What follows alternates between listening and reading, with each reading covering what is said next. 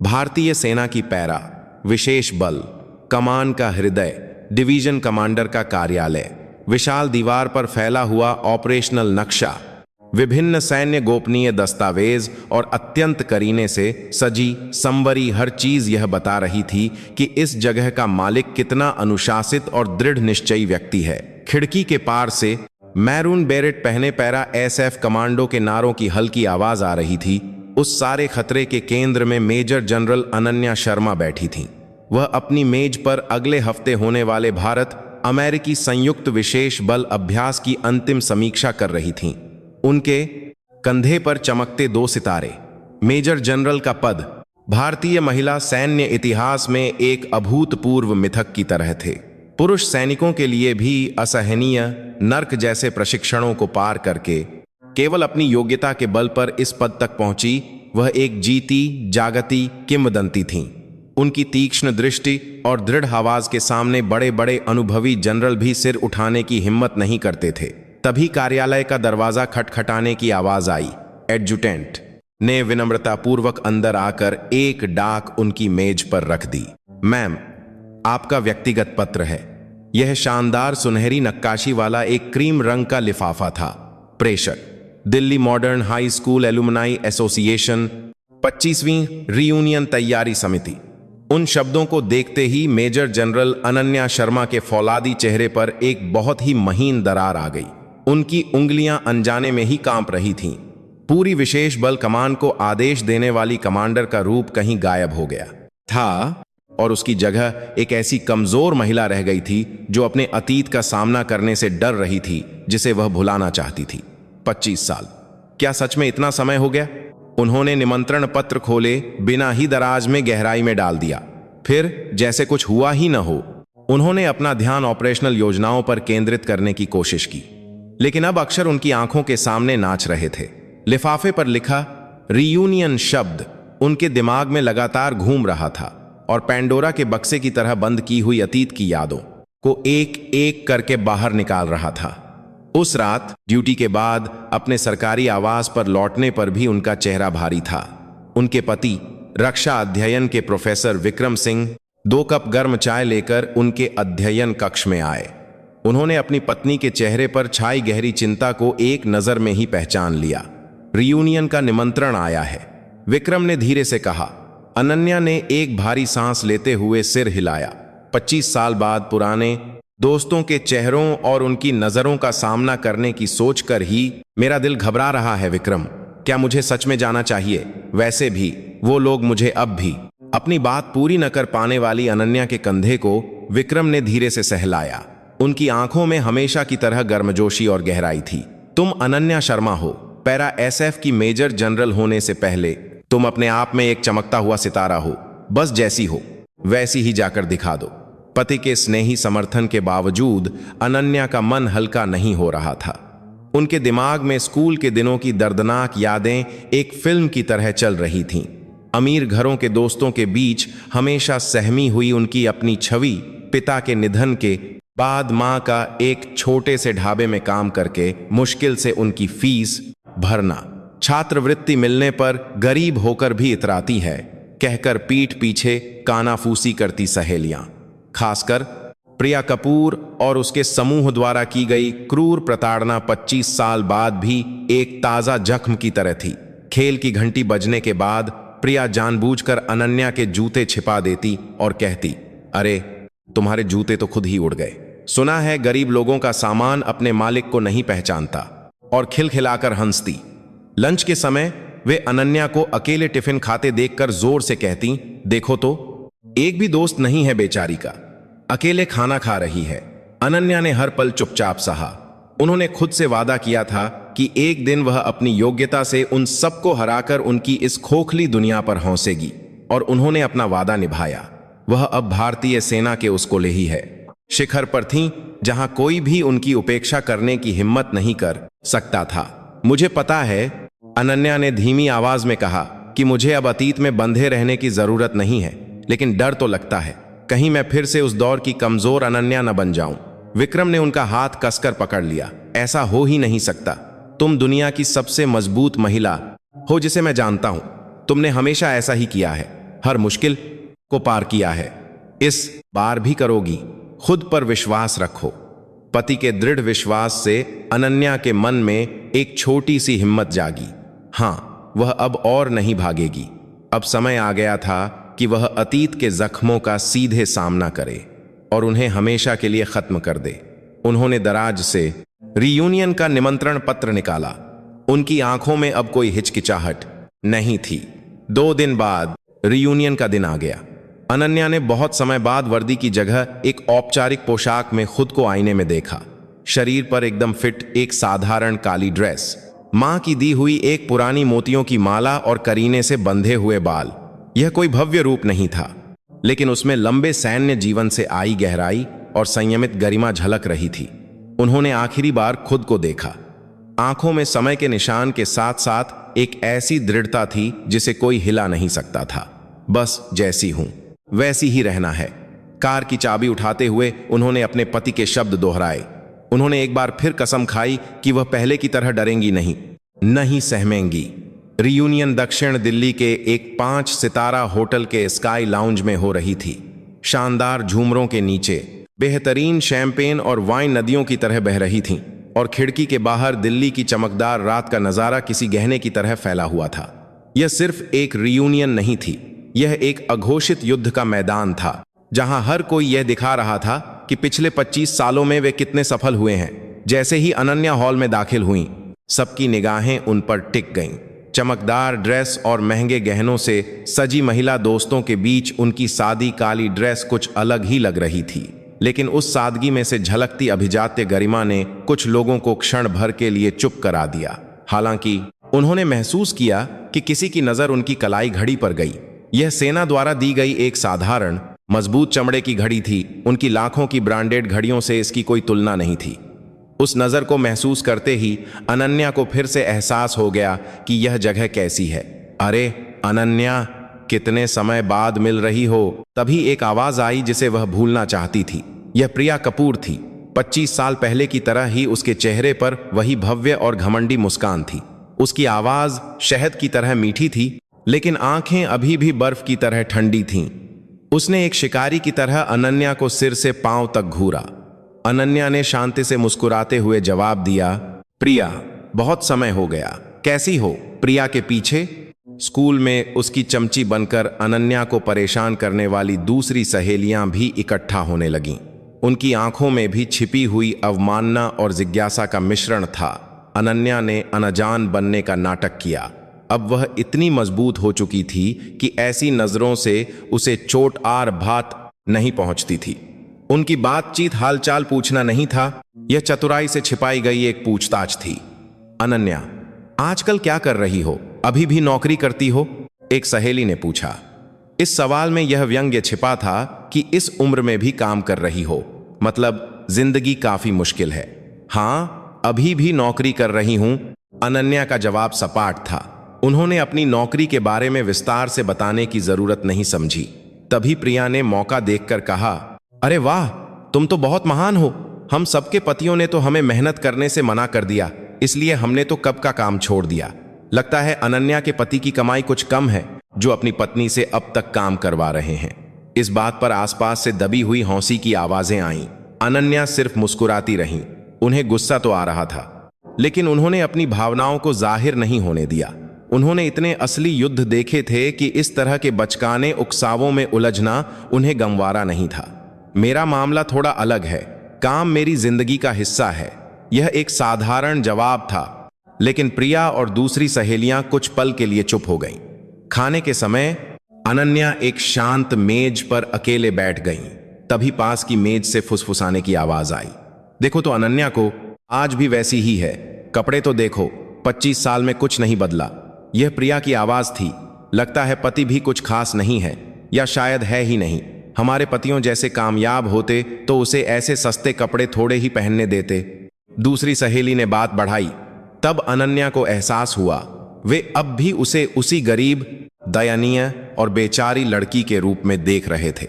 उनके लिए एक महिला की सफलता का पैमाना केवल यह था कि उसे कितना अमीर और काबिल पति मिला है।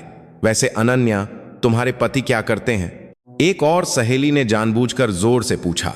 सबकी निगाहें फिर से अनन्या पर टिक गईं। उन्होंने शांति से जवाब दिया, मेरे पति एक विश्वविद्यालय में छात्रों को पढ़ाते हैं। यह सुनते ही प्रिया के चेहरे पर स्पष्ट निराशा छा गई। शायद उसे किसी और भव्य और बड़े पद की उम्मीद थी। ओह, प्रोफेसर हैं, कितना उबाऊ है। आजकल प्रोफेसर की तनख्वाह होती ही कितनी है, तभी तो तुम अब तक इतनी मेहनत कर रही हो। बेचारी। इस बात पर फिर से दबी हुई हंसी की आवाजें आईं। अनन्या अब उनकी इस निम्न स्तरीय बातचीत में और शामिल नहीं होना चाहती थीं। उन्होंने वाइन का गिलास उठाया और उनकी खोखली आंखों की ओर एक अदृश्य सलाम किया। तुम्हारी दुनिया और मेरी दुनिया कभी नहीं मिल सकती, उन्होंने मन ही मन खुद को समझाया। अनन्या का शांत और गरिमापूर्ण व्यवहार प्रिया को और भी ज्यादा परेशान कर रहा था। वह इस बात से जल रही थी कि अनन्या उसके हमलों से जरा भी विचलित नहीं हो रही है। 25 साल पहले जो लड़की उसके पैरों के नीचे होनी चाहिए थी, वह आज उसे दया भरी नजरों से देख रही है। इस वहम ने उसे पागल कर दिया। उसने अनन्या के इस शांत मुखौटे को पूरी तरह से चकनाचूर करने का फैसला किया। प्रिया वाइन का गिलास लिए हुए लड़खड़ाने का नाटक करते हुए अनन्या के पास आई और फिर बहुत ही चालाकी से उसने अपने हाथ में पकड़ी रेड वाइन अनन्या की काली ड्रेस पर गिरा दी। उफ की आवाज के साथ गहरी लाल वाइन उसकी पोशाक पर एक लाल धब्बे की तरह फैल गई। ओह, यह क्या हो गया? अनन्या, मुझे बहुत खेद है, मेरा पैर फिसल गया, प्रिया ने बिना किसी खेद के भाव के बनावटी अंदाज में कहा। हॉल में सबकी निगाहें एक बार फिर उन पर टिक गईं। अनन्या बिना कुछ कहे नैपकिन से अपनी ड्रेस पर लगी वाइन को पोंछने लगी, लेकिन प्रिया ने उसका हाथ रोक दिया। नहीं नहीं, रुको, मैं मदद करती हूं। और फिर उसने एक ऐसा भयानक काम किया जिसकी किसी ने उम्मीद नहीं की थी। उसने मेज पर रखी वाइन की बोतल उठा ली और मैं इसे साफ कर देती हूं, फुसफुसाते हुए बोतल में बची हुई सारी रेड वाइन सीधे अनन्या के सिर पर उड़ेल दी। गहरी लाल तरल अनन्या के करीने से संवारे बालों पर एक झरने की तरह बह निकली। वाइन उसके चेहरे से बहकर उसकी सफेद मोतियों की माला को लाल रंग में रंग गई और काली ड्रेस को पूरी तरह भिगो गई। हॉल में एक पल के लिए सन्नाटा छा गया। हर कोई अपनी आंखों के सामने हुए इस विभत्स दृश्य से स्तब्ध था। अनन्या पूरी तरह भीगी हुई बिना हिले डुले वहीं खड़ी रही। टपकती हुई वाइन की बूंदें फर्श पर लाल आंसुओं के निशान बना रही थीं। उस सन्नाटे को प्रिया की क्रूर हंसी ने तोड़ा। लगता है मेरा हाथ फिर फिसल गया, सच में बहुत खेद है, उसने बेशर्मी से कंधे उचकाते हुए कहा। लेकिन शायद अच्छा ही हुआ, है ना? उसने अनन्या के भीगे हुए रूप को ऊपर से नीचे तक घृणा से देखते हुए कहा। वैसे भी तुम्हारी इस सस्ती ड्रेस को इस महंगी फ्रेंच वाइन से एक बार धुलने का मौका मिलना जीवन भर का सम्मान होगा, नहीं? यह मेरी तरफ से तुम्हारे लिए एक तोहफा है। तुम जैसी लड़की को ऐसी महंगी वाइन पीने का मौका तो कभी मिलेगा नहीं। उसकी इन क्रूर बातों पर उसके आसपास खड़ी कुछ सहेलियां आखिरकार अपनी हंसी नहीं रोक पाईं। वह हंसी एक महामारी की तरह फैल गई और हॉल के कोने कोने से खिलखिलाने की आवाजें आने लगीं। अनन्या अभी भी बिना कुछ कहे, बिना किसी भाव के वहीं खड़ी थी। उसकी आंखें बंद थीं और सिर्फ उसकी कसकर बंधी मुट्ठियां कांप रही थीं। उसके बालों से टपकती रेड वाइन ऐसी लग रही थी मानो वह खून के आंसू रो रही हो। प्रिया को इस बात का जरा भी अंदाजा नहीं था कि जिस महिला को वह अभी कुचल रही है, उसकी यह चुप्पी तूफान से पहले की शांति है और कुछ ही देर में इन घमंडी हंसी की आवाजों को एक ऐसी कीमत चुकानी पड़ेगी जिसकी वे कल्पना भी नहीं कर सकते। और न्याय का वह क्षण तब शुरू होगा जब उसका सबसे प्रिय पति इसी हॉल में कदम रखेगा। हॉल में गूंजती उपहास भरी हंसी के बीच अनन्या ने धीरे धीरे अपनी आंखें खोलीं। उनकी आंखों में आंसू या गुस्सा नहीं, बल्कि एक अथाह शांति थी।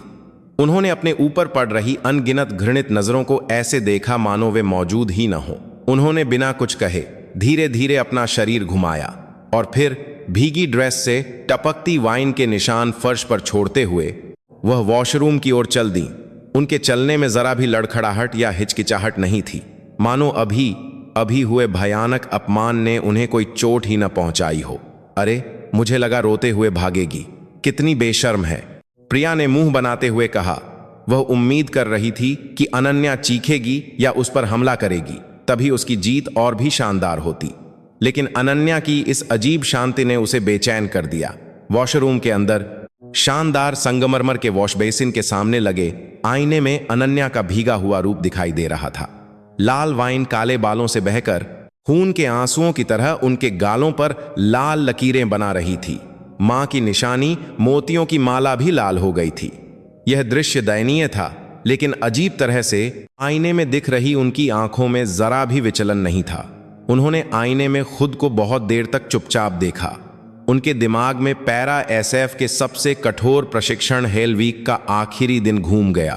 कई रातें बिना सोए, ठंडी कीचड़ में लौटना, भारी रबर की नाव सिर पर उठाकर मीलों चलना, यह इंसान की सीमाओं की परीक्षा थी, तब शारीरिक पीड़ा से ज्यादा। प्रशिक्षक के अपमान और साथियों को बाहर होते देखने की मानसिक पीड़ा के बीच उन्होंने खुद से एक शपथ ली थी, मैं कभी नहीं टूटूंगी, किसी भी हाल में मैं अपनी गरिमा की रक्षा खुद करूंगी। उन्होंने नल खोला और फिर ठंडे पानी से अपने चेहरे पर लगी वाइन को धीरे धीरे पोंछना शुरू कर दिया। यह ऐसा था मानो वह अतीत के जख्मों पर लगे एक नए जख्म को चुपचाप धो रही हों।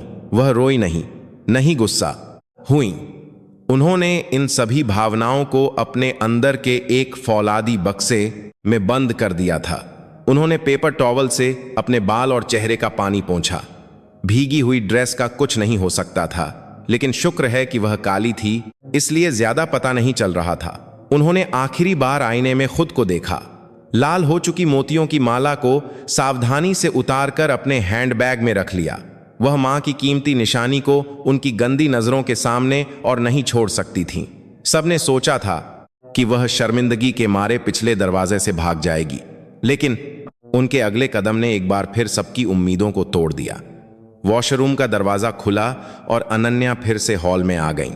उनके बालों से अभी भी वाइन की बूंदें टपक रही थीं, लेकिन उनका चेहरा इतना शांत था मानो कुछ हुआ ही न हो। वह अपनी जगह पर वापस आईं, नैपकिन से कुर्सी पोंछी और चुपचाप बैठ गईं। और फिर जैसे कुछ हुआ ही न हो, उन्होंने अपने सामने रखा पानी का गिलास उठाकर धीरे धीरे एक घूंट पिया। उनकी इस अकल्पनीय शांति के सामने हॉल में गूंजती उपहास की हंसी धीरे धीरे शांत होने लगी।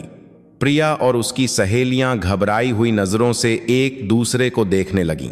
वे इस बात से भ्रमित थे कि उनका सबसे शक्तिशाली अपमान एक विशाल चट्टान के सामने फेंके गए कंकड़ की तरह कोई असर नहीं कर पाया था। वे एक कमजोर की दयनीय प्रतिक्रिया की उम्मीद कर रहे थे, लेकिन उन्हें एक ऐसे ताकतवर की अटूट गरिमा का सामना करना पड़ रहा था, और उस गरिमा के सामने वे खुद को बेहद तुच्छ और ओछा महसूस करने लगे थे। हॉल का माहौल अब एक अजीब तनाव और असहजता से भर गया था। हर कोई उस शांत महिला के अगले कदम का सांस रोककर इंतजार कर रहा था। अनन्या की अकल्पनीय शांति ने प्रिया और उसकी सहेलियों को और भी ज्यादा भड़का दिया। जिसे वे अपनी शानदार जीत समझ रही थीं, वह एक अजीब हार में बदल रही थी। इसलिए उन्होंने और भी निम्न और सीधे तरीके से उस पर हमला करना शुरू कर दिया। अरे उसे देखो तो, भीगी चूहिया की तरह होकर भी कितनी बेशर्मी से बैठी है। मैं होती तो शर्म के मारे भाग जाती। खैर, जो लोग गरीबी में पले बढ़े होते हैं उनमें शायद स्वाभिमान होता ही नहीं। प्रिया ने जानबूझकर इतनी जोर से कहा कि सब सुन सकें। तब तक चुप रही अनन्या ने धीरे धीरे अपना सिर उठाकर प्रिया को देखा और फिर पहली बार मुस्कान के बिना एक बहुत ही शांत लेकिन दृढ़ आवाज में कहा, प्रिया। उन्होंने धीरे से अपनी दोस्त का नाम लिया। तुम सही कह रही हो। मेरे अतीत में तुम्हारी तरह शानदार पार्टियां या महंगे तोहफे नहीं थे, लेकिन उस गरीबी ने मुझे एक ऐसी कीमती चीज सिखाई जो पैसे से कभी नहीं खरीदी जा सकती। क्या है वो? प्रिया ने घृणा से पूछा। वह है हर हाल में खुद को न खोने की कला, यानी सहन करने की शक्ति।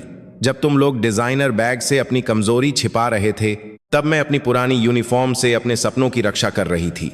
जब तुम लोग अपने माता पिता के पैसे से अपना स्वाभिमान खरीद रहे थे, तब मैं अपने पैरों पर खड़ा होना सीख रही थी। इसलिए प्रिया, मुझे आज जरा भी शर्मिंदगी महसूस नहीं हो रही। अनन्या की आवाज शांत थी, लेकिन उसमें किसी भी चीख से ज्यादा ताकत थी। उनके शब्द एक तेज चाकू की तरह प्रिया और उसकी सहेलियों के घमंड से भरे मन को भेद गए। हॉल में एक बार फिर असहज खामोशी छा गई, लेकिन एक दूसरी सहेली ने माहौल बदलने की कोशिश में जबरदस्ती हौंसते हुए एक बारिक में की फारिक है। नया विषय छेड़ा। हाँ अनन्या, तुमने बताया था कि तुम्हारे पति प्रोफेसर हैं। कितना अच्छा है। हमारे पति तो सब बिजनेस में इतने व्यस्त रहते हैं कि उनसे मिलना भी मुश्किल होता है। प्रोफेसर तो परिवार को समय दे पाते होंगे, भले ही पैसा थोड़ा कम कमाते हों। उसकी बातों में एक चालाक सहानुभूति के साथ साथ यह दिखावा भी था कि उसका पति ज्यादा बेहतर है। अनन्या ने उसे दया भरी नजरों से देखते हुए जवाब दिया, मेरी खुशी मेरे पति के बैंक बैलेंस से नहीं मापी जाती। मेरी खुशी उस गहरे सम्मान से भरी है जो वह हर सुबह मुझे देते हैं, उन गर्मजोशी भरी बातों से जो हम साझा करते हैं और उस अटूट विश्वास से जिससे हम एक दूसरे के सपनों का समर्थन करते हैं। तुम्हारी खुशी किससे मापी जाती है? उसके सवाल का उस सहेली के पास कोई जवाब नहीं था। एक पल के लिए उसे अपने पति का चेहरा याद आया जो हमेशा व्यस्तता का बहाना बनाकर उसे अकेला छोड़ देता था और उसकी कीमत सिर्फ एक सुंदर पत्नी के रूप में लगाता था। उसे अचानक एहसास हुआ कि उसकी शानदार जिंदगी असल में कितनी खोखली और अकेली है। अनन्या का पलटवार किसी पर आरोप लगाकर या हमला करके नहीं था, वह सिर्फ सच्चाई को शांति से बता रही थी। लेकिन सच्चाई के उस आईने के सामने उनके शानदार झूठ और घमंड का बदसूरत चेहरा सामने आ रहा था। प्रिया अब पीछे नहीं हट सकती थी। उसने हताशा में अपना आखिरी और सबसे आदिम हथियार निकाला। तो तुम्हारी नौकरी क्या है? अगर तुम इतनी ही काबिल हो तो अब भी सस्ते कपड़े क्यों पहनती हो और एक मामूली नौकरी क्यों करती हो? क्या तुम्हारी यह सहन करने की शक्ति सिर्फ ऐसी जिंदगी जीने के लिए थी? मेरी नौकरी। अनन्या के चेहरे पर पहली बार एक रहस्यमयी मुस्कान आई। मेरी नौकरी लोगों की रक्षा करना है, कभी कभी सबसे खतरनाक जगहों पर सबसे कमजोर लोगों की रक्षा करना। उसका जवाब बहुत अमूर्त था, लेकिन यह कहते हुए उसकी आंखों में एक ऐसी गहरी और तीव्र कर्तव्यनिष्ठा थी जो किसी सामान्य नौकरी पेशा व्यक्ति में नहीं मिल सकती। लोगों की रक्षा करना? हाँ, मजाक मत करो। क्या तुम कोई बॉडीगार्ड हो या कोई समाज सेवा करती हो? प्रिया ने अंत तक उपहास करना नहीं छोड़ा। शायद कुछ वैसा ही अनन्या ने और कोई स्पष्टीकरण नहीं दिया। उन्होंने बस अपना वाइन का गिलास उठाकर उनकी ओर एक हल्का सा सिर झुकाया। मैं तुम्हारी शानदार जिंदगी के लिए प्रार्थना करती हूं। उम्मीद है कि यह तुम्हें खुश रखेगी। उनके अंतिम शब्द एक संपूर्ण विजय की घोषणा की तरह थे। उन्होंने चुपचाप यह घोषणा कर दी थी कि वह अब उनके इस निम्न स्तरीय खेल का हिस्सा नहीं बनेंगी और वह उनसे कहीं ऊंचे स्तर पर हैं। प्रिया और उसकी सहेलियां अब और कुछ नहीं कह सकीं। वे अपनी संपूर्ण हार को चुपचाप स्वीकार करने के लिए मजबूर थीं। उनका उपहास अनन्या की गहरी और ठोस गरिमा के सामने एक खोखली गूंज बनकर गायब हो गया था। एक युवा आत्मविश्वासी महिला की आवाज में हॉल का माहौल कुछ देर के लिए असहज खामोशी में डूबा रहा। प्रिया और उसकी सहेलियां गुस्से में थीं, लेकिन उनके पास अनन्या के तर्कों का जवाब देने के लिए कोई शब्द नहीं थे। तभी उद्घोषक ने माहौल बदलने की कोशिश में माइक पकड़ा और चिल्लाया, देवियों और सज्जनों, अब जल्द ही समूह तस्वीर ली जाएगी। जो पति देर से आए हैं वे भी अब हॉल में प्रवेश कर रहे हैं। कृपया तालियों से उनका स्वागत करें। उद्घोषक की घोषणा के साथ हॉल का दरवाजा खुला और अच्छी तरह से तैयार कई पुरुष अंदर आए। वे सब दोस्तों के पति थे।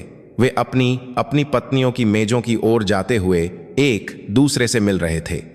उनके आने से इस दिखावे के युद्ध में नई जान आ गई थी। पत्नियां मानो इसी का इंतजार कर रही हों, अपने पतियों की उपलब्धियों का बखान करने लगीं।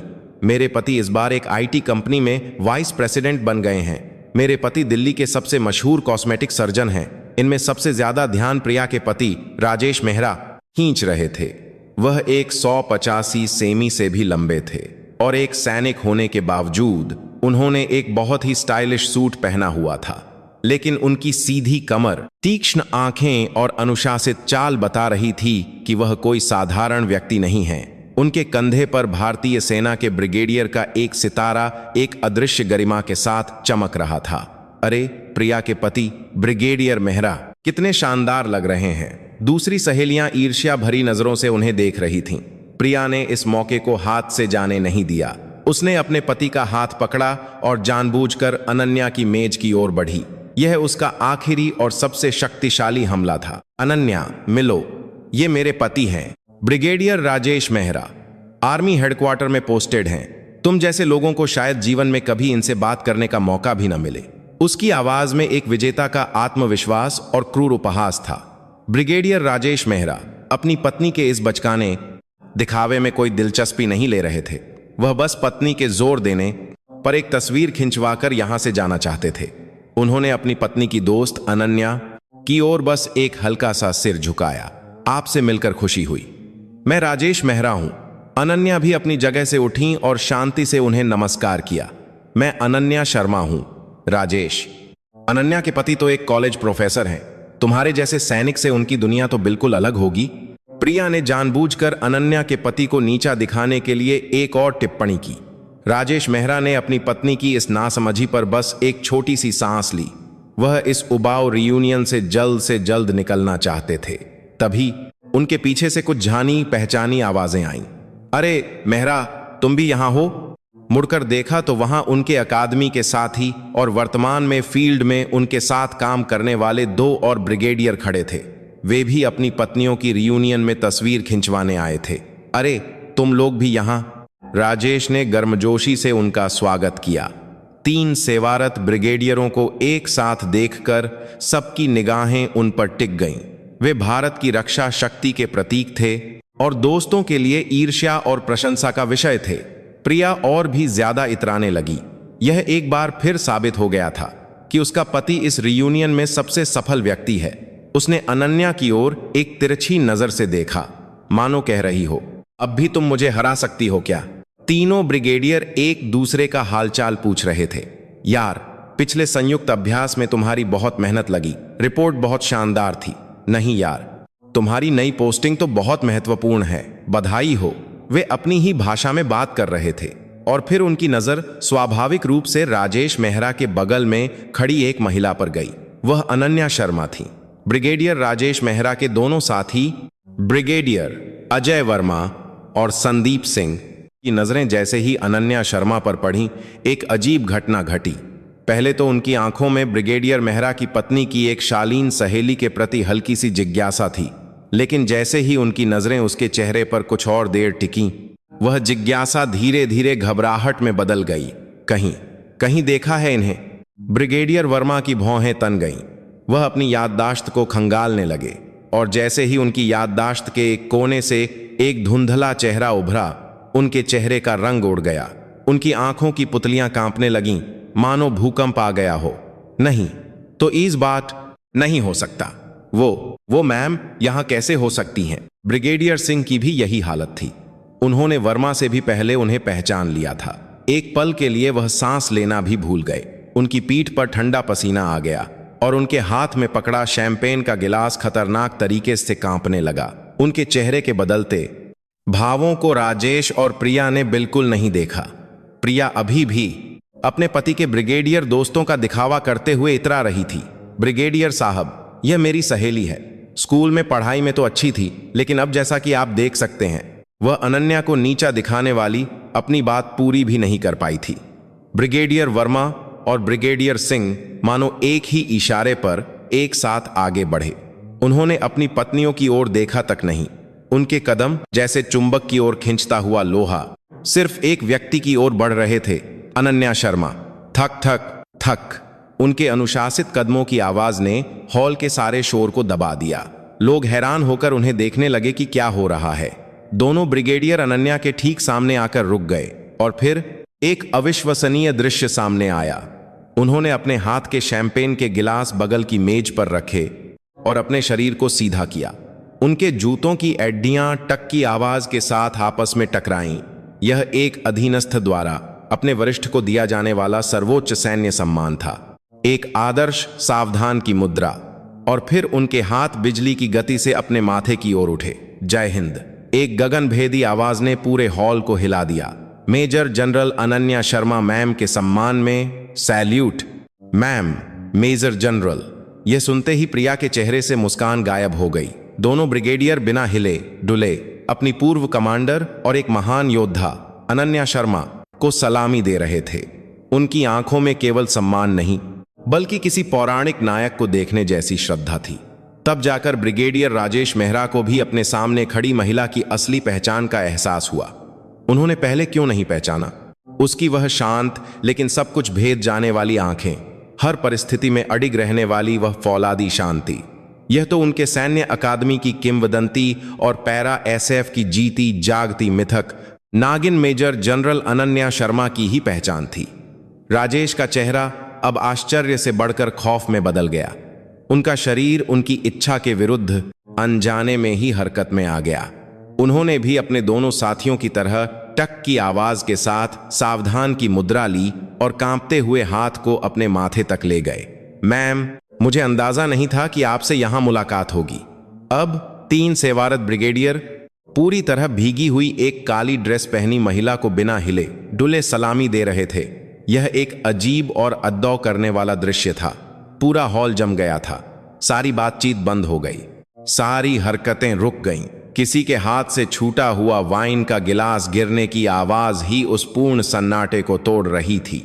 सबकी निगाहें सिर्फ एक व्यक्ति पर थीं, अनन्या शर्मा, जो लोग अभी कुछ देर पहले उन्हें एक प्रोफेसर पति के सहारे जीने वाली बेचारी महिला कहकर उपहास कर रहे थे। उनके चेहरे अब पीले पड़ गए थे। जो लोग उन्हें सस्ती ड्रेस पहनने वाली महिला कहकर हंस रहे थे, उनके मुंह खुले के खुले रह गए थे। उन्हें अब एहसास हो रहा था कि पिछले कुछ घंटों में उन्होंने कितना भयानक और मूर्खतापूर्ण काम किया है। उन्होंने सोते हुए शेर को खुद ही जगा दिया था। जय हिंद। 3 सेवारत जनरलों की गगनभेदी सलामी की आवाज ने मानो समय को रोक दिया था। जो हॉल अभी कुछ देर पहले शैंपेन के गिलासों की खनक और घमंडी हौंसी से गूंज रहा था, वह अब किसी कब्रिस्तान की तरह पूरी तरह शांत हो गया था। किसी के हाथ से छूटा हुआ वाइन का गिलास फर्श पर गिरकर हुड की आवाज के साथ टूट गया, जो उस खामोशी में किसी बिजली की कड़क की तरह गूंजा। सबकी निगाहें सिर्फ एक व्यक्ति पर थीं, अनन्या शर्मा। जो लोग अभी कुछ देर पहले उनका मजाक उड़ा रहे थे, उनके चेहरे अब पीले से भी ज्यादा काले पड़ गए थे। उनके मुंह से कोई शब्द नहीं निकल रहा था। वे बस अपनी आंखों के सामने हो रहे इस अवास्तविक दृश्य को अविश्वास से देख रहे थे। सबसे ज्यादा सदमा प्रिया को लगा था। मैम, मेजर जनरल, ये शब्द उसके दिमाग में बिना किसी अर्थ के घूम रहे थे। उसने अपने पति ब्रिगेडियर राजेश मेहरा की ओर देखा। उसका अभिमानी, आत्मविश्वासी पति, जिसने जीवन में कभी किसी के सामने इतनी अनुशासित मुद्रा नहीं दिखाई थी, वही पति अब भीगी हुई काली ड्रेस वाली अनन्या के सामने बिना हिले डुले सलामी दे रहा था। प्रिया ने भ्रमित होकर अपने पति और अनन्या को बारी बारी से देखा। उसका दिमाग इस कर्माग इंस्पार्टिहा मात्रान के सामने बिना हिले स्थिति को समझ नहीं पा रहा था। राजेश, ये सब क्या है? उसकी आवाज एक दबी हुई फुसफुसाहट में कांप रही थी। तुम अनन्या को सलामी क्यों दे रहे हो? वह तो बस स्कूल की एक दोस्त है। राजेश ने अभी भी अनन्या से नजरें नहीं हटाई थीं और एक कठोर आवाज में अपनी पत्नी को जवाब दिया। उसकी आवाज में गहरी निराशा और पत्नी के प्रति गुस्सा मिला हुआ था। वह सिर्फ तुम्हारी दोस्त नहीं है। उसने मुश्किल से मुंह खोला। वह हमारी पैरा एसएफ की ब्रिगेड कमांडर थीं और अब वह पूरी पैरा एसएफ कमान की प्रमुख हैं। वह डिवीजन कमांडर हैं। भारतीय सेना की major general Ananya Sharma. Major general, भारतीय सेना में brigadier, major general, lieutenant general और जनरल के रैंक में दूसरा सबसे ऊंचा पद। एक महिला के लिए लगभग पहली बार हासिल की गई एक मिथकीय उपलब्धि। और वह व्यक्ति वही अनन्या थी जिसे उसने अभी कुछ देर पहले गरीब, सस्ती जिंदगी कहकर उसके सिर पर वाइन उड़ेल दी थी। उसके दिमाग में वे सारे शब्द जो उसने अनन्या से कहे थे, एक जहरीले खंजर की तरह वापस आकर चुभने लगे। लगता है पति की कमाई कुछ कम है, प्रोफेसर की तनख्वाह होती ही कितनी है। सस्ती ड्रेस को महंगी वाइन से धुलने का मौका मिलना सम्मान होगा। उसे एहसास हुआ कि उसने कितनी पाक है। दुसास हुआ कि एक खेले पाती पति की मूर्खतापूर्ण और भयानक हरकत की है। उसने सिर्फ अपनी पुरानी दोस्त को परेशान नहीं किया था, उसने अपने पति से 2 रैंक ऊपर की एक सेवारत जनरल की गरिमा पर कीचड़ उछाला था। दूसरी सहेलियों के चेहरे भी खौफ और घबराहट से विकृत हो गए थे। खासकर प्रिया के साथ मिलकर अनन्या का मजाक उड़ाने वाली महिलाएं और उनके पति अब इस डर से कांप रहे थे कि उनका भविष्य क्या होगा। उस लंबी और भारी खामोशी को अनन्या ने तोड़ा। उनके चेहरे पर अभी भी कोई भावना नहीं थी। सब लोग आराम से। उनकी आवाज नरम थी, लेकिन उसमें एक कमांडर की ऐसी गरिमा थी जिसे कोई टाल नहीं सकता था। यह कोई बेस नहीं है, यह मेरे पुराने दोस्तों के साथ एक निजी मुलाकात है। उनके कहने पर तीनों ब्रिगेडियरों ने अनिच्छा से अपनी सलामी छोड़ी, लेकिन उनकी मुद्रा में अभी भी कोई ढिलाई नहीं थी। यह एक सैनिक की आदत थी। अनन्या ने अब लगभग बेजान खड़ी प्रिया को एक पल के लिए देखा। उनकी आंखों में एक विजेता का आनंद या उपहास नहीं, बल्कि एक गहरी और जटिल सहानुभूति थी। और फिर बिना कुछ कहे वह उसे पार करके अपनी जगह पर वापस चली गईं। उनके शांत और गरिमापूर्ण कदमों की आवाज हॉल में मौजूद हर व्यक्ति के दिल पर भारी पड़ रही थी। अनन्या के अपनी जगह पर लौटने के बाद भी हॉल की जमी हुई हवा पिघल नहीं रही थी। संगीत, बातचीत, हंसी, सब कुछ बंद हो गया था। लोगों ने मानो एक दूसरे से तय कर लिया हो, प्रिया और उसके पति ब्रिगेडियर राजेश मेहरा से ऐसे बचना शुरू कर दिया जैसे वे कोई संक्रामक बीमारी हो। जो दोस्त अभी कुछ देर पहले मधुमक्खियों की तरह उसके आसपास मंडरा रहे थे, वे अब उससे आंख मिलाने से भी कतरा रहे थे। प्रिया अपनी खाली मेज के सामने गुमसुम खड़ी थी। उसका दिमाग अभी भी भ्रमित था। मेजर जनरल, अनन्या एक मेजर जनरल है। उसने अविश्वास से अनन्या की ओर देखा जो अपनी मेज पर बैठी थी। अनन्या ऐसे बैठी थी मानो कुछ हुआ ही न हो, और शान से वाइन का गिलास उठाकर खिड़की के बाहर के नजारे देख रही थी। उसका यह शांत रूप प्रिया को अपने लिए सबसे बड़ा अपमान लग रहा था। उसके दिमाग में वे सारी क्रूरताएं जो उसने आज शाम अनन्या के साथ की थीं, एक फिल्म की तरह घूमने लगीं। उसके सस्ते कपड़ों का मजाक उड़ाना, उसके गरीब अतीत को कुरेदना, और यहां तक कि उसके सिर पर वाइन उड़ेलना। उसे एहसास हुआ कि वह कितनी मूर्ख और कितनी क्रूर थी। उसने सिर्फ अपनी पुरानी दोस्त को परेशान नहीं किया था, उसने अपने पति से 2 रैंक ऊपर की एक सेवारत पैरा SF डिवीजन कमांडर की गरिमा पर कीचड़ उछाला था। राजेश, प्रिया ने कांपती आवाज में अपने पति को पुकारा, लेकिन उसकी नजरें ठंडी थीं। क्या तुम होश में हो? राजेश ने गुस्से को दबाते हुए बर्फ जैसी ठंडी आवाज में फुसफुसाया। उसकी आवाज इतनी धीमी थी कि दूसरों को सुनाई न दे, लेकिन प्रिया के लिए वह किसी बिजली की कड़क की तरह थी। क्या तुम्हें अंदाजा भी है कि तुमने आज क्या किया है? क्या तुम सच में नहीं जानती थीं कि जिनका तुमने अपमान किया है वह कौन है? मैं सच में नहीं जानती थी। बस पुराने दिनों की याद आ गई। प्रिया ने रोते हुए बहाना बनाया, लेकिन राजेश ने उसकी बात काट दी। नहीं जानती थी? तो क्या न जानने पर ऐसा करना जायज है? चाहे कोई सफाई कर्मी हो या जनरल, क्या तुम किसी को भी अपनी मर्जी से कुचल सकती हो? तुम्हारे इस सड़े हुए घमंड ने आज मेरा सब कुछ बर्बाद कर दिया। उसकी आंखों में गहरी निराशा थी। मेरा सैन्य जीवन तुम्हारी वजह से आज यहीं खत्म हो गया। उसके अंतिम शब्द प्रिया के दिल में एक खंजर की तरह चुभ गए। जिस पति की सफलता पर वह जीवन भर गर्व करती आई थी, वह सब कुछ उसकी एक मूर्खतापूर्ण हरकत की वजह से बर्बाद हो सकता है। यह भयानक सच्चाई उसे घेरने लगी। तभी प्रिया के साथ मिलकर अनन्या का मजाक उड़ाने वाली एक और दोस्त सोनिया अपने पति के साथ उनके पास आई। सोनिया का पति भी राजेश के साथी ब्रिगेडियरों में से एक था। राजेश और प्रिया, उसने एक कठोर चेहरे के साथ कहा, आज जो हुआ उसके लिए हमें बहुत खेद है। खासकर प्रिया, चाहे वह तुम्हारी स्कूल की दोस्त हो, लेकिन मेजर जनरल मैम के साथ तुमने बहुत बड़ी अभद्रता की है। उसके शब्द सांत्वना नहीं थे, यह एक स्पष्ट सीमांकन था कि हम तुमसे अलग हैं। आप भी क्यों ऐसा कह रहे हैं? सोनिया ने अपने पति का हाथ पकड़ते हुए फुसफुसाया, लेकिन उसने अपनी पत्नी का हाथ झटक दिया। तुम भी वही हो, तुम भी प्रिया के साथ मिलकर हंस रही थीं। अभी जाकर मेजर जनरल मैम से माफी मांगो। सोनिया रोनी सूरत बनाकर अनिच्छा से अनन्या की मेज की ओर चली गई। दूसरे दोस्त भी एक एक करके प्रिया को छोड़कर अनन्या के पास जाने लगे। वे ऐसे जा रहे थे जैसे कोई अपराधी राजा से माफी मांगने जा रहा हो। अनन्या, मुझे सच में नहीं पता था। प्रिया बहुत ज्यादा कर रही थी, मैं तो बस उस समय के लिए मुझे माफ कर दो। मैंने शराब पी रखी थी। प्रिया पूरी तरह अकेली रह गई थी। अभी कुछ देर पहले वह इस हॉल की रानी थी, लेकिन अब वह एक ऐसी अछूत बन गई थी जिसका सारा दोष उसी पर मढ़ दिया गया था। जिस अलग थलग होने का वह मजाक उड़ाती थी, आज वह खुद वैसी ही बन गई थी। वह वहीं जमीन पर बैठकर चुपचाप रोने लगी।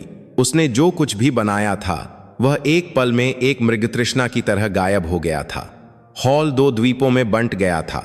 एक द्वीप पर सत्ता और ध्यान का केंद्र बनी अनन्या थी, और दूसरे द्वीप पर सबसे छोड़ी गई और पूरी तरह अकेली प्रिया थी। लोग सावधानी से अनन्या की मेज के पास जा रहे थे और किसी तीर्थ यात्रा की तरह उसे सम्मान और श्रद्धा अर्पित कर रहे थे। खासकर राजेश मेहरा सहित तीनों ब्रिगेडियर अभी भी कठोर मुद्रा में उसके पास खड़े थे। वे अपनी पत्नियों द्वारा की गई भयानक गलती को किसी भी तरह सुधारना चाहते थे। मैम, मेरी पत्नी ने बहुत बड़ी अभद्रता की है, कृपया उसे माफ कर दीजिए। राजेश ने फिर से सिर झुकाने की कोशिश की, लेकिन अनन्या ने हाथ उठाकर उसे रोक दिया। ब्रिगेडियर मेहरा, उसकी आवाज नरम थी, लेकिन उसमें एक कमांडर की गरिमा थी जिसे कोई टाल नहीं सकता था। और बाकी ब्रिगेडियर भी, अब आराम से रहो। यह कोई युद्ध का मैदान नहीं है, यह मेरे पुराने दोस्तों के साथ एक रियूनियन है। तुम्हें वर्दी और सादे कपड़ों में फर्क करना सीखना चाहिए। उसके कहने पर तीनों ब्रिगेडियरों ने अनिच्छा से अपनी कठोर मुद्रा ढीली कर दी, लेकिन उनकी आंखों में अभी भी अपने वरिष्ठ के प्रति सम्मान, अपनी पत्नियों के प्रति गुस्सा और भविष्य के प्रति चिंता का मिश्रण था। अनन्या यह सब चुपचाप देख रही थी। उसकी आंखों में एक विजेता का आनंद या संतोष नहीं था, बल्कि वहां मनुष्य की मूर्खता और घमंड के प्रति एक गहरी सहानुभूति और थकान थी। उसने अपने 30 साल के सैन्य जीवन में ऐसे दृश्य अनगिनत बार देखे थे। पद और सत्ता के सामने कल का दोस्त आज का दुश्मन बन जाता था, और विश्वास और दोस्ती एक ही रात में विश्वासघात में बदल जाती थी। आखिर 25 साल बाद भी कुछ नहीं बदला। वह अपनी जगह से उठी और अकेले ही हॉल से निकलकर होटल की छत पर बने बगीचे में चली गई। शरद ऋतु की ठंडी रात की हवा ने उसके गर्म सिर को ठंडा किया। उसने दिल्ली की शानदार रात के नज़ारे को चुपचाप देखा। इन अनगिनत रोशनियों के बीच और कितने लोग अदृश्य पद और पूर्वाग्रह के बीच चोट खा रहे होंगे और चोट दे रहे होंगे। तभी पीछे से सिसकने की आवाज आई। यह प्रिया थी। वह अनन्या के पीछे चुपचाप छत पर आ गई थी। उसका चेहरा आंसुओं और मेकअप से लथपथ था और उसके पुराने घमंड का कोई निशान नहीं था। वह बस एक खोए हुए बच्चे की तरह दयनीय लग रही थी। वह अनन्या के सामने आते ही ठंडे फर्श पर घुटनों के बल बैठ गई। अनन्या, नहीं, मेजर जनरल मैम, मैंने बहुत बड़ा पाप किया है। प्रिया रोते बिलखते हुए जमीन पर सिर पटक पटक कर माफी मांगने लगी। मैं सच में पागल हो गई थी। कृपया मुझे एक बार माफ कर दीजिए। यह मेरे पति के सैन्य जीवन का सवाल है। कृपया। वह ईमानदारी से पश्चाताप करती दिख रही थी, लेकिन उसके अंतिम शब्दों में अभी भी अपने पति के पद की चिंता करने वाला स्वार्थ छिपा था। अनन्या ने घुटनों के बल बैठी उसे न तो ठंडी और न ही गर्म, बल्कि एक खाली नजर से देखा। उसने प्रिया पर न तो दया की और न ही उसे दोषी ठहराया। उसने प्रिया के लिए दुखी होने के बजाय उसे खुद अपने पैरों पर खड़ा होने का तरीका सिखाने का फैसला किया। यही वह तरीका था जो उसने पिछले 30 सालों में अपने अनगिनत अधीनस्थों का नेतृत्व करते हुए सीखा था। एक सच्चे कमांडर का तरीका। अनन्या नीचे झुककर प्रिया के साथ आंखों का स्तर मिलाया। उठो प्रिया। उसकी आवाज शांत थी, लेकिन उसमें एक ऐसी शक्ति थी जिसे अस्वीकार नहीं किया जा सकता था। सच्चा पश्चाताप घुटनों पर नहीं किया जाता, उसे तुम अपनी बची हुई जिंदगी से साबित करती हो। अनन्या ने प्रिया का कंधा पकड़कर उसे उठाया। हो सकता है आज तुमने वह सब कुछ खो दिया हो जो अपनी बची हुई तुमने बनाया था, लेकिन साथ ही यह कुछ नया पाने का एक अवसर भी है। किसी और के पद या पृष्ठभूमि के बजाय अपने नाम से, अपनी ताकत से, शान से जीने का अवसर। उसने अंत में भ्रमित आंखों से उसे देख रही प्रिया को एक बहुत ही हल्की मुस्कान दी। तुम्हारी जिंदगी की कमांडर तुम्हारा पति नहीं, बल्कि तुम खुद होनी चाहिए। जिस पल तुम यह समझ जाओगी, उस पल तुम आज से कहीं ज्यादा मजबूत और खुश इंसान बन जाओगी। वे शब्द न तो माफी थे और न ही दोषारोपण। वे एक इंसान द्वारा दूसरे इंसान को दिए गए सबसे मौलिक सम्मान के बारे में थे।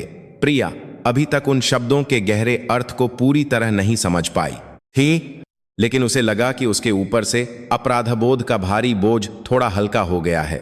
उस दिन की रियूनियन की घटना आधिकारिक रिकॉर्ड में तो नहीं आई, लेकिन यह किसी भी स्कैंडल से ज्यादा तेज और गुप्त रूप से सैन्य जनरलों और उनकी पत्नियों के बीच फैल गई। ब्रिगेडियर राजेश मेहरा की पत्नी ने para SF commander major general Ananya Sharma पर वाइन उड़ेल दी। यह अफवाह हर तरह की कहानियों के साथ और भी बढ़ चढ़कर फैल गई। कुछ दिनों बाद ब्रिगेडियर राजेश मेहरा खुद आर्मी हेडक्वार्टर के सतर्कता विभाग में गए। उन्होंने कोई बहाना नहीं बनाया और उस दिन जो कुछ भी हुआ था उसे सच सच बता दिया। और एक कमांडर के रूप में अपनी गरिमा बनाए रखने में विफलता और अपनी पत्नी को सही ढंग से न संभाल पाने की जिम्मेदारी लेते हुए उन्होंने खुद लिखा हुआ एक स्थानांतरण आवेदन प्रस्तुत किया। मैं अब सेना के महत्वपूर्ण पदों पर रहने के लायक नहीं हूं। कृपया मुझे सबसे कठिन और निचली जगह पर भेज दीजिए। वहां मैं एक सैनिक के रूप में अपनी गलती का पश्चाताप करना चाहता हूं और अपना अंतिम कर्तव्य पूरा करना चाहता हूं। उनका निर्णय दृढ़ था। सेना के शीर्ष अधिकारियों को उनके फैसले पर दुख हुआ, लेकिन वे उनके ईमानदार स्वभाव को जानते थे, इसलिए उन्होंने और कोई आग्रह नहीं किया। कुछ दिनों बाद उन्हें आर्मी हेडक्वार्टर के एक महत्वपूर्ण पद से हटाकर सियाचिन के अग्रिम मोर्चे पर एक डिवीजन के डिप्टी कमांडर के रूप में नियुक्त कर दिया गया। एक सैनिक के रूप में उनका शानदार करियर लगभग समाप्त हो गया था। यह उनकी पत्नी की गलती के लिए खुद को दी गई सबसे सम्मानजनक सजा थी। यह खबर सुनकर प्रिया अपने पति का सामना नहीं कर सकी। वह इस अपराधबोध में हर रात रोती रही कि उसके मूर्खतापूर्ण घमंड ने उसके पति की जिंदगी बर्बाद कर दी। लेकिन उसे जो कीमत चुकानी थी वह यहीं खत्म नहीं हुई। यह अफवाह उसके भव्य सामाजिक दायरे में भी तेजी से फैल गई। कल के दोस्त आज के सबसे बड़े दुश्मन बन गए थे और उसकी पीठ पीछे बुराई कर रहे थे। सुना, प्रिया ने मेजर जनरल अनन्या शर्मा से पंगा लिया। हाँ, अपने पति के पद के घमंड में कितनी इतराती थी। अच्छा हुआ, अब वह दिल्ली की पार्टियों में अपना मुंह नहीं दिखा पाएगी। उनका अनुमान सही था। अब उसे किसी भी सामाजिक कार्यक्रम का निमंत्रण नहीं आता था। अगर वह पहले संपर्क करती तो दोस्त व्यस्तता का बहाना बनाकर फोन काट देते या सीधे तौर पर उसकी उपेक्षा करते। ब्रिगेडियर की पत्नी का जो पद उसे इतना प्रिय था, वह अब पति के पदावनति के साथ उसे चढ़ाने वाला एक शर्मनाक तमगा बन गया था। वह पूरी तरह अकेली हो गई थी। उसके भव्य डिजाइनर कपड़े और गहने भी उसके खाली घर में कोई मायने नहीं रखते थे। वह हर रात शराब पीकर अपने किए पर पछताती रहती। उसे अब समझ आ रहा था कि जिन चीजों के लिए वह इतनी जुनूनी थी वे असल में कितनी खोखली और व्यर्थ थीं। वह सबसे कठोर और अकेले तरीके से यह सबक सीख रही थी। समूह तस्वीर लेने के बाद रियूनियन धीरे धीरे समाप्त हो रही थी। ज्यादातर लोग असहज माहौल से बचने के लिए जल्दी निकलने की कोशिश कर रहे थे। तभी उद्घोषक ने घबराई हुई आवाज में माइक पकड़ा और कहा, कृपया ध्यान दें, आज हमारी रियूनियन में एक बहुत ही खास मेहमान आई हैं। देश की रक्षा करने वाली हमारी अपनी दोस्त मेजर जनरल अनन्या शर्मा को हम मंच पर बुलाना चाहेंगे ताकि हम उनके कुछ शब्द सुन सकें। कृपया जोरदार तालियों से उनका स्वागत करें।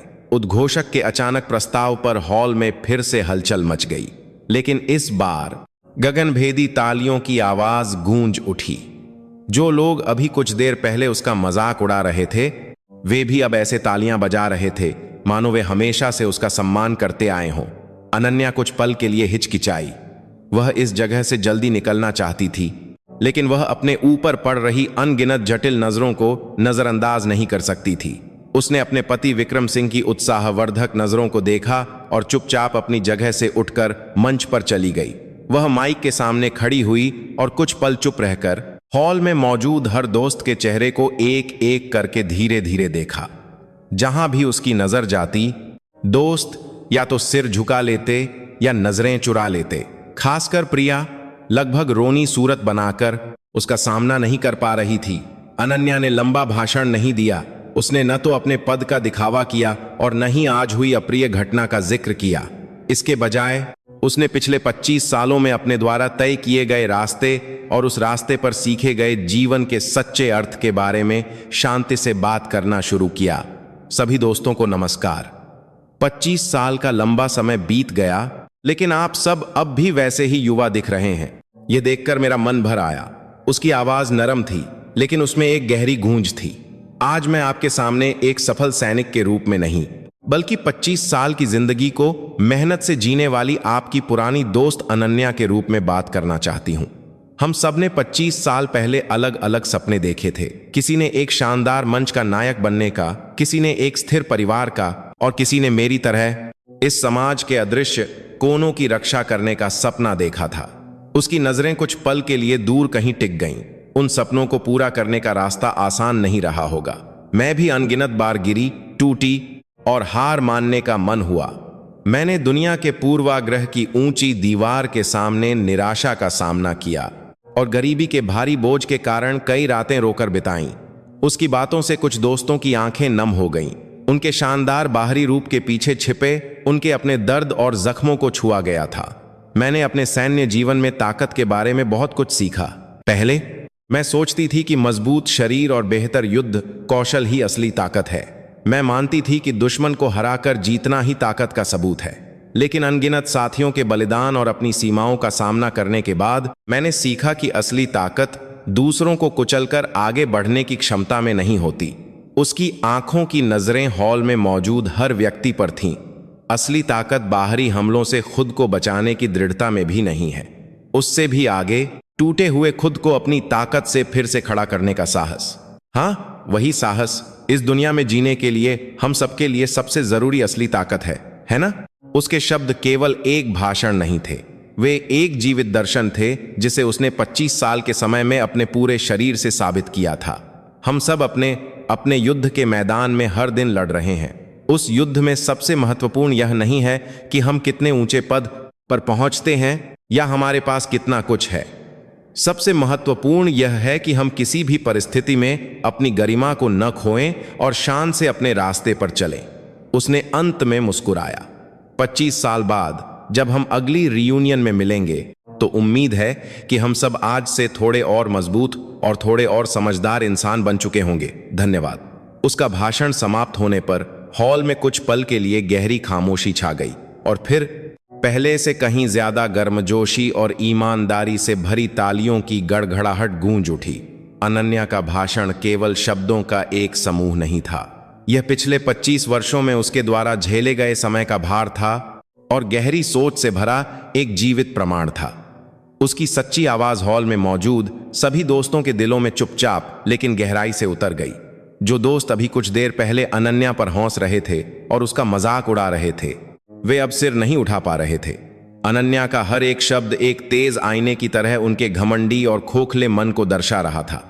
उन्हें अब समझ आ रहा था कि वे कितने सतही मानदंडों पर लोगों को आंकते थे और कितनी आसानी से दूसरों के जख्मों को कुचलते थे। सबसे एक ने ही सबसे मानदंडों पर ज्यादा सदमा प्रिया को लगा। असली ताकत टूटे हुए खुद को अपनी ताकत से फिर से खड़ा करने का साहस है। अनन्या के अंतिम शब्द उसके कानों में लगातार गूंज रहे थे। प्रिया ने जीवन भर अपने पति के पद और धन की बाहरी शक्ति पर निर्भर होकर जिया था। उसने कभी भी अपनी ताकत से कुछ भी हासिल नहीं किया था। जो कुछ भी उसके पास था वह वास्तव में उसका अपना नहीं था। वह एक मृग तृष्णा की तरह था जो कभी भी गायब हो सकता था। आज वह सब कुछ खोने वाली थी और उस निराशा के अंत में उसे पहली बार अनन्या शर्मा नामक इंसान की असली ताकत का सामना करना पड़ा। यह एक ऐसी आंतरिक दृढ़ता थी जो किसी भी बाहरी परिस्थिति में हिलती नहीं थी। उसी क्षण प्रिया के मन में 25 वर्षों से उसे नियंत्रित करने वाली ईर्ष्या और हीनता का कठोर कवच टूटकर बिखर गया और उस खाली जगह में एक गहरी शर्मिंदगी के साथ डोइथू के प्रति सच्चे सम्मान की एक ऐसी अपरिचित भावना पनपने लगी जो उसने जीवन में पहली बार महसूस की थी। तालियों की आवाज धीमी होने पर प्रिया अपनी जगह से उठी। वह लड़खड़ाते हुए मंच से उतर रही अनन्या के पास गई। दूसरे दोस्तों ने सोचा कि वह फिर से कुछ करेगी और वे तनाव भरी नजरों से उन्हें देखने लगे, लेकिन प्रिया अनन्या के सामने रुकी और बिना कुछ कहे बहुत गहराई से अपना सिर झुकाया। यह अब सत्ता के सामने अनिच्छा से की गई एक दयनीय माफी नहीं थी।